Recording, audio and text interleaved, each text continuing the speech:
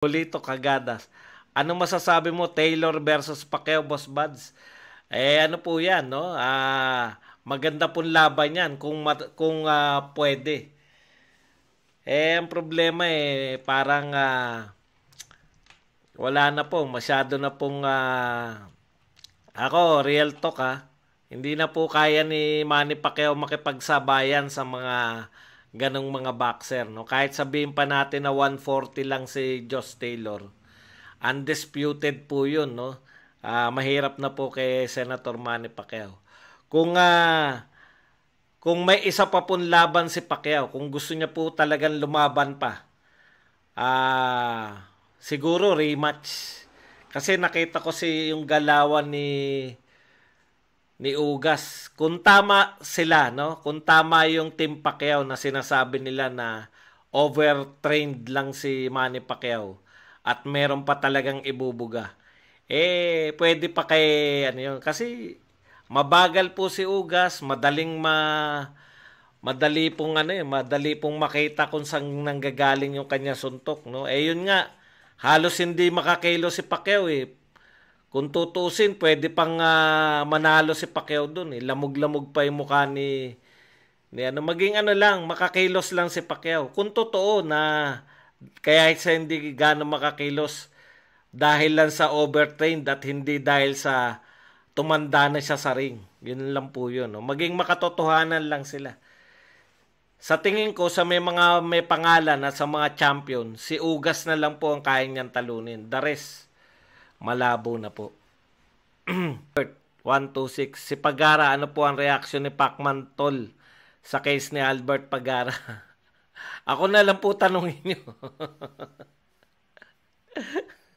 Kung hindi ko po nakakausap si Pacman.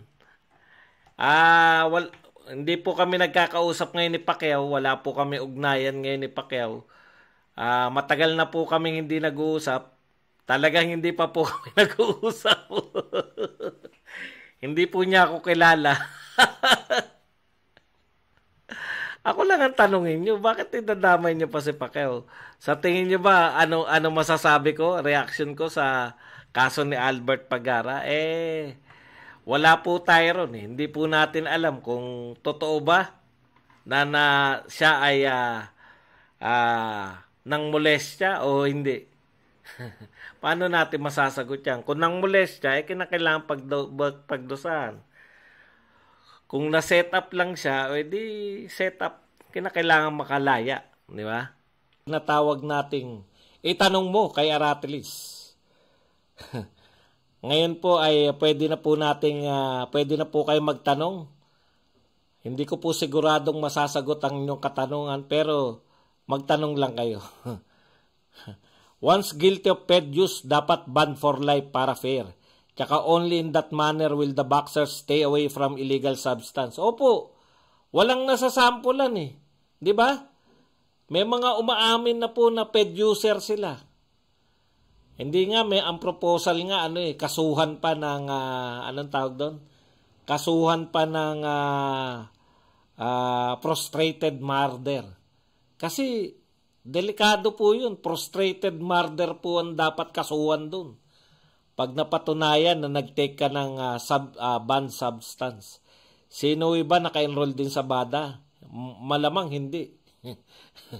hindi po natin nababalitaan. Kaya nga, bintang siya ng bintang na bada-bada na si John Rail. Alam po ninyo, palusot lang niya ni Inoue, no? Yun pong napapahiya po kasi siya sa Japanese press. Nakakahiya po kasi sa Japan, 'di ba? Masyadong mataas yung yung anong tawag nila doon, yung moral ng society nila. Nahiya na po siyang inangaratan siya ni John Rail Mahilig po magpalusot talaga yan si Inoue. Naalala nyo nung tinanong siya ng Japanese press bakit hindi niya labanan si Casimero. Ang kinatwiran si Casimero dahil lang lalabanan daw ni Casimero si Micah. Meron na raw kalaban si Casimero kaya hindi raw sila nagkaharap. Samantalang ilang buwan na hinintay ni Casimero yan sa Amerika. ang katwiran nila nun, hindi siya makaalis sa Japan kasi may pandemic. Nung nakaalis sa Japan, ibang kinalaban. Yun po yung problema di ba? Nag-iikutan tayo. Ngayon, after 2 fights, o palagay mo nang yung unang laban, okay lang. Pero nakadalawa pa silang laban Panay palusot lang yan si Inoue. Yan lang po talagang problema niyan, no? Nilulusot niya lang. Kaya yan, lusot lang din niya yan. Nakahanap na naman na malulusot. Yung drugs. Style ni Mayweather yan. Nagamit na nila yan kay Pacquiao Yung panahon na prime si Pacquiao, hindi pa natatalo si Pacquiao kay Marquez. Yan na po ang kinatwiran ng pamilya ni Mayweather. Kaya sila hindi lalaban dahil si Pacquiao ay ayaw magpa-drug test. Hindi po totoo yun. May drug testing na po nun. Ang ayaw ni Pacquiao, yung gusto mong uri ng drug testing. Ikaw ang masusunod, hindi ka naman A-side. Samantala na pagkasunduan na nila sa simula pa lang, na walang A-side sa kanila. 50-50 laban. Pareho silang A-side. Yun lang po yun, no? Hindi ka naman A-side, bet mo ko didiktahan. Okay. Pwede ba labanan ni Idol Manny si Danny Garcia, Idol? Alam nyo, pwede nyo naman labanan lahat Ang tanong nyo ba kung mananalo siya? Sa pinakita po niya sa totoo lang. Eto si Ugas ang tingin ko pinakamahina dyan sa may mga pangalan sa... Wala nga yan, di nga kasama sa top welterweight yan Sa totoo lang po. Hindi na siya ka-level, no? Ang pwede niya lang talunin diyan si Ugas kasi mabagal si Ugas Nakita na natin 'yan Kumusta na si Casimiro versus Inoue? Wala pa bang umaatras?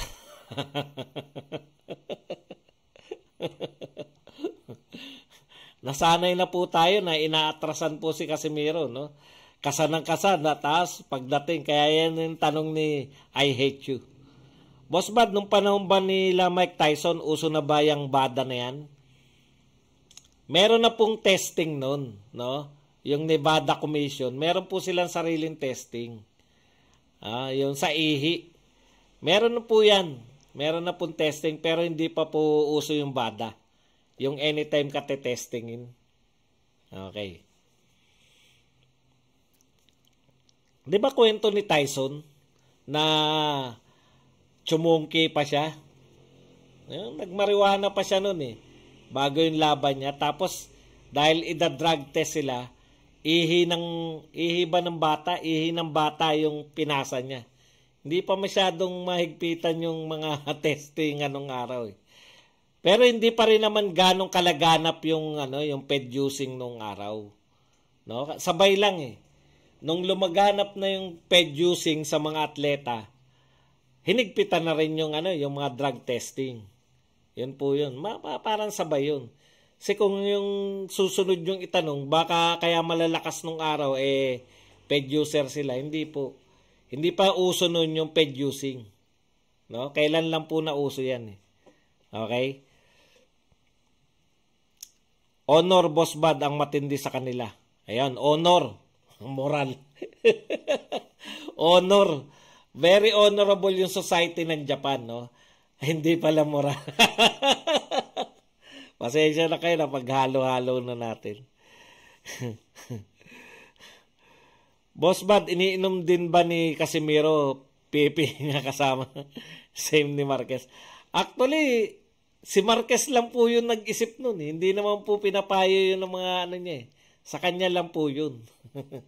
Alam nyo na may HBO nung araw, di ba? Kaya very dramatic nun Sinusubaybayan talaga sila ng camera Boss Bad, sino ba dapat gumawa ng contract sa laban ni Casimiro at Inoue? Yung A-side yun. Ba't siya magpapasya nun? Ang A-side po si Inoue. Aproban. Bali ganito yan, di ba? Sila yung mag-initiate. Ito yung contract. Ibibigay kay Casimiro pag wala na silang question, babalik na yun. Pabalik-balik lang po yan. Tama ka sir, kung talagang gusto niya ng kontrata na agad para magkaalaman, supot lang siya. Kaya siya naduduwag. Hindi po pwede na ang gagawa ng kontrata siyempre A-side po yung nagpapasya ng lahat. Kahit po sabihin natin na hindi naman totoo yung A-side, B-side, totoo po yan sa boxing. Turin is no. Overtraining si Pacquiao kaya natalo. Ewan lang natin. Ako kasi, ang teorya ko, matanda na si Pacquiao. Isa pa, di ba? Pwede naman mapatunayan yan. Kung totoo nga overtraining lang, mahirap kasing, ako kung bilyonaryo na ako, hindi ko isusugal sarili ko. Libonaryo lang ako, libo lang pera ko, di ba? Hindi ko isusugal yung sarili ko makapagsuntukan sa boxing. Kaya si Pau Salud lang kalaban ko, no? Lit-lit lang ni Pau Salud kumpara sa akin. Hindi ko pa rin. Kung matamaan ako.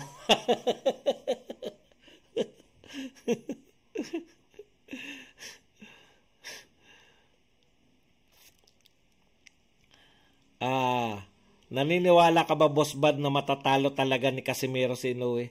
Ako po, alam nyo kung bakit? Ito pa ulit-ulit na ako ha. Ang tinatanong nyo ba, bakit ako naniniwala? Ito po ang sagot ko dyan. Tuwing papanoorin ko po si Inoue, hindi po siya katulad ni Pacquiao na mahirap patamaan eh. Si Inoue po ang daling patamaan. Tinatamaan po siya sa lahat ng laban niya. No, sa totoo lang, may tama po siya sa lahat. Kaya lang dahil super hihina nung mga kalaban niya, walang epekto. Yun po yun. Pag tinamaan siya ni Casimero, ano mangyayari sa kanya? Di ba? Hindi naman po katulad ni Donaire yan na isang patama lang eh. Tapos, pag hindi ka na knockout, wala na. Makaka-recover ka na. Si Casimero po, pag tumama yan ng isa at nagrogi ka, lulusubing ka niyang walang humpay. Nakakawalang ganang manood ng boxing yung example laban ni Spence versus Pacquiao. Tapos papalitan para may conspiracy sa boxing kaysa si Pacman. Wala nang pakinabang kasi si Al Haymon para set up si Pac. Hindi, ako naniniwala rin ako na kasi tingin nila talaga si Pacquiao kaya ng talunin. Parang patrap kay Spence yun. Hindi ako naniniwala dyan sa conspiracy theory. Ang tingin ko dyan, hinayang si Spence. Pero hindi po. Hindi ako naniniwala dyan. Talagang malamang may tama yun. Nakita nyo naman po hindi po normal si Spence eh. Nung laban niya kay Danny Garcia, hindi po siya normal. Sino yung 18 years old na dedo? Si ano po yun? Janet Zacaria Zapata. Babae, boxer, 18 anyos. Boss, ba't sa laban ni Lara at Warrington, pinatigil agad ang laban after ng headbutt? Actually, hindi ko pa napapanood yan laban na yan eh. Teka. Ano bang mo? Headbutt sa Pacquiao versus Morales.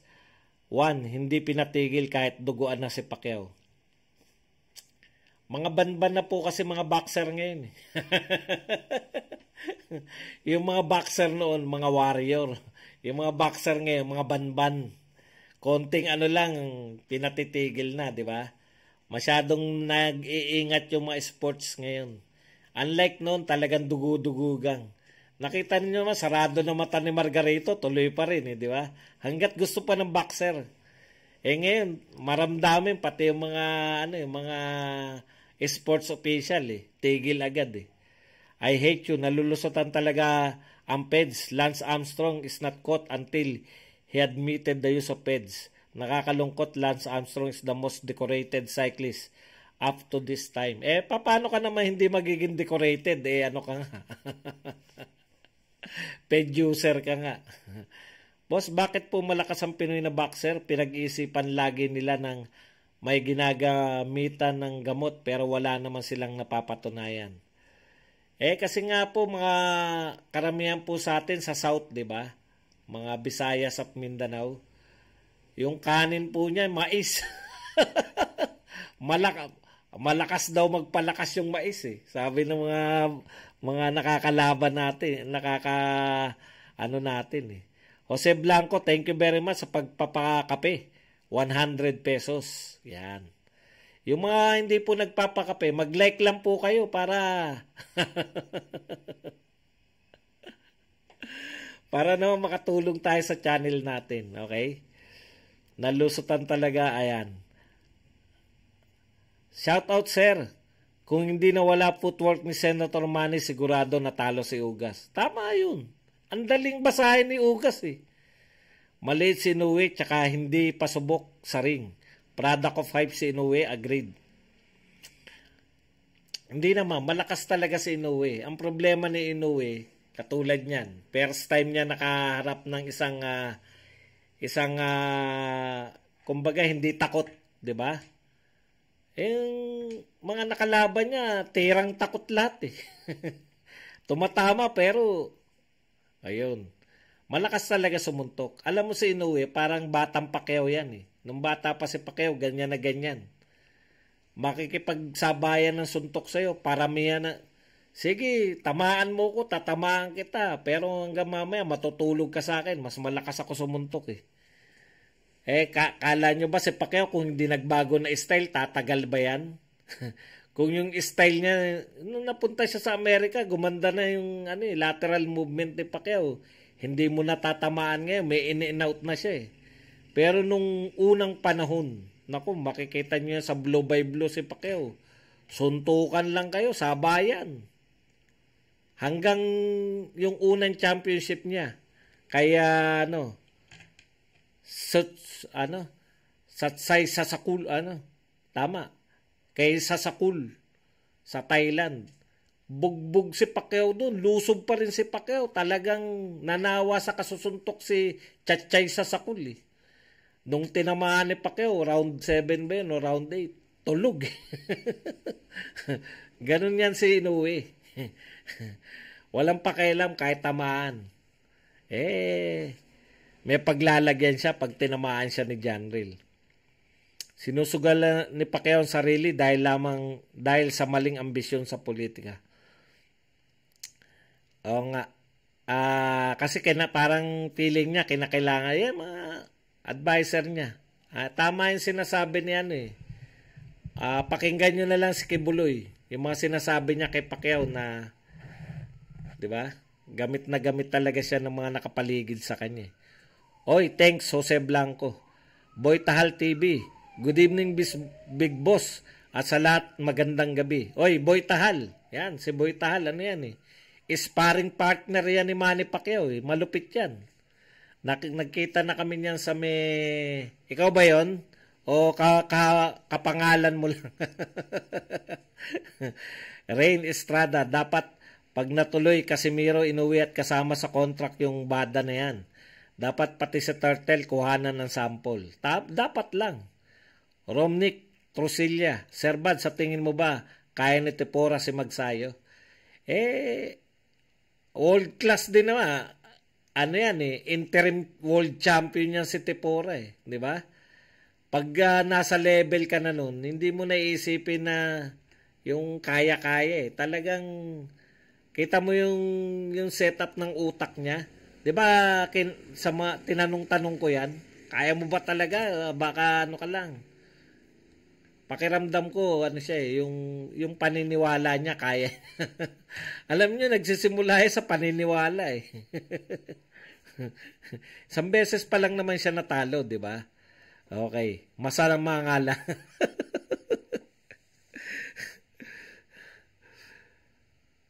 Visayas, Mindanao, nasa dugo nila pagiging warrior. Sana itong bagahan. Anong klaseng rules yan, boss? O may boxing bada? Hindi yung bada, okay yung bada. Yung boxing, yung bada kasi taga-test lang eh. Yung commission sa Tucson, Arizona, yun yung nag-approve eh, di ba? Bawat kasi may boxing commission yan eh. Ewan ko kung bakit sila ganun. HTV, boss, pwede bang i-undercard si Angkas versus Ioka kay Casimiro versus Naoya.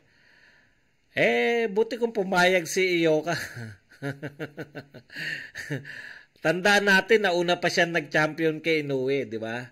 Siyempre may mga pride yung mga yan eh. Si Angkahas pwede, malamang papayag yan. Tayo naman, hindi naman tayo kasing pride ng mga Hapon eh. Si Ioka, malamang hindi papayag.